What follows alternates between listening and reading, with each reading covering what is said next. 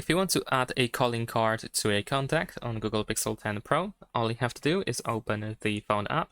Next, in the home page, we're going to tap on these three lines in the upper left corner and then choose Contacts. Now in Contacts, we can open the contact for which we want to add a calling card.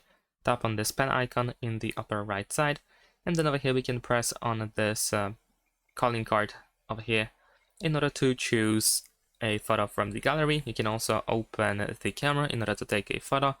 I'm just gonna open the gallery, and let's say we're gonna choose one of these photos that I have over here. So let's say I'm gonna pick up maybe this one.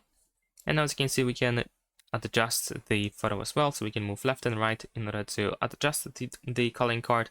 We can change the color of the contact name over here. We can even change the font, and then we can press done in the upper right corner.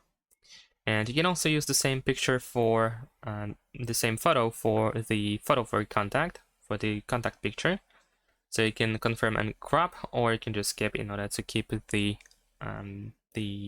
photo that you already have. Press save in the upper right corner in order to save your changes, and that's pretty much it. Thanks for watching, leave a like and subscribe.